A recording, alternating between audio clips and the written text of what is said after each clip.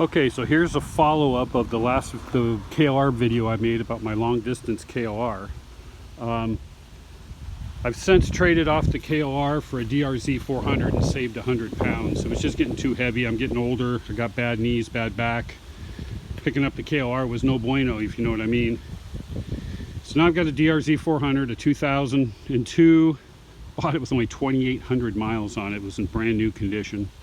I've done some mods to it. I put different tires. I didn't like the D606s, so I went with Shinko 804, 805. They're working great.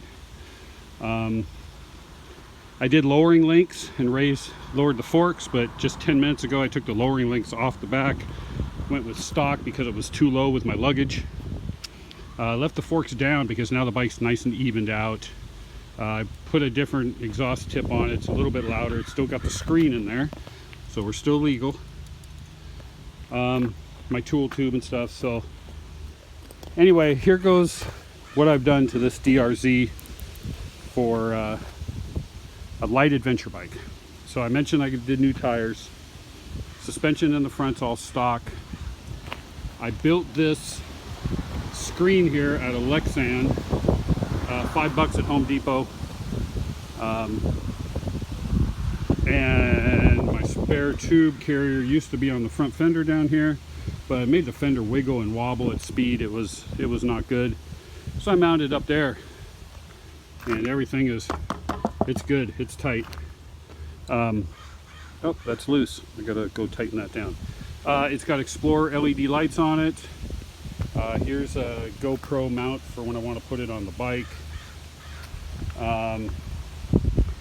It's got the Cycra handguards. It's got the kit to mount them down here to the forks right here. It's got the what the heck are the name of these mirrors? Double take mirrors on it that came on it. That was nice. My RAM mount for my phone, and I built another bracket back here that goes across and hooks to the handguards where they mount to the forks.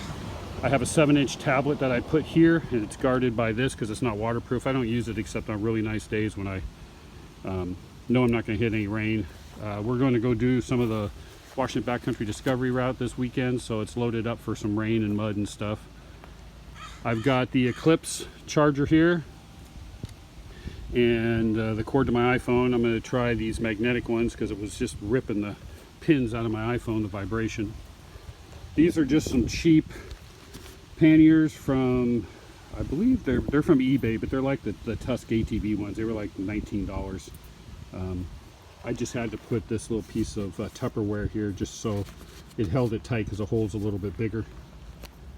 Stock exhaust, stock airbox, stock carburetor, little bling on there for the brake pedal. I've got a new cam chain adjuster, a manual one that's blue that I haven't put on yet. I'll put it on when I do the valves. It's got the dirt racks, soft pannier racks, which are great, except you have to take them off to get the side panel off because the bolt is right behind this bar. So I'm just gonna modify that so I can take the side panels off without removing the whole rack system. I'm set up now. This is my lighter, how do you say it?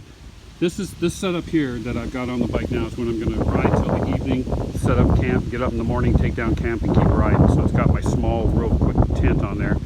I've got one of those Rendezvous copies, the big tent that you can park the bike inside of, but it just takes so dang long. It takes like 45 minutes to set it up and take it down, so it's only like a rally tent. When I'm going to go somewhere and stay for, 3 or 4 days, I'll take that tent. It's about 5 pounds heavier than this setup on here now.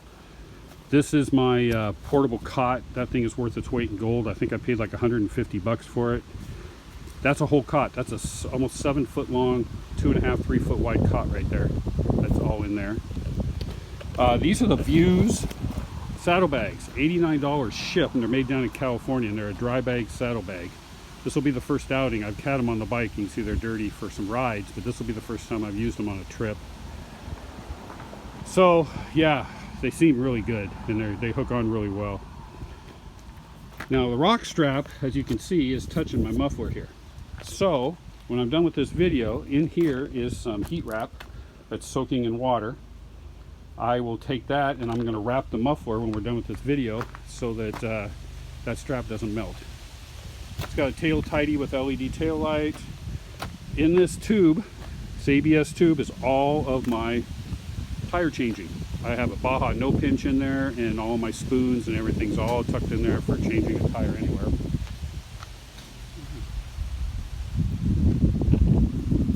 And I've got a seat concept seat. It came with a, close the door. Illy, close the door. My granddaughter's spying on me. It came with a seat concept seat, but the low seat, and I tried it and it was terrible. I couldn't get 15 miles out of it. It only had an inch of foam, but it was nice for the height. But I sold it off and bought just a regular height concept seat. So far I've done 200 miles in one day on it. I'll work up to 250, 300 here pretty quick. Little shift lever in there, kind of blingy. Same with the cover. All this stuff is so cheap. I found an outfit called Nice CNC out of China that, I mean, we're talking all this stuff cost me about 30 bucks total. Same on this side, the rack's in the way of the bolt, so I can't get to my battery without taking the racks off, so that's definitely going to have to be changed. So everyday riding, I take all this stuff is off and I have a tail pack that goes on the rack. I've got a rack under here, really nice, really easy to mount rack. It's like 40, 50 bucks. I have a tail pack that's got all my tools and stuff in it, but right now all those, the air compressor, all my tools are all stuffed in these two panniers. I went back to stock gearing. It had super low gearing. It had like 1447 and I went back to 1544. I mean, wide open throttle, about 65 on the freeway, and that was it. That was maxed out. Seemed to be. No tax, I don't know, but it was working way too hard for me. So anyway, there is my light adventure bike. It's the progression of the KLR. The KLR was a great bike. It was just too heavy. It was much better on the highway than the DRZ, but the DRZ is on another planet when it comes to off-road compared to the KLR. Like I said, it was just a straight across trade. So the other guy got a 2016 KLR with 15,000 miles and a bunch of Farkles. I got a 2002 DRZ with only 2,800 miles. Straight across, works for me. So anyway, that's it. It's pretty comfortable. Like I said, I've done 200 miles in a day, not bad, but I'm going to the rally in Canada in August if it's still happening, and that's 500 miles, and I want to split it into 2 days.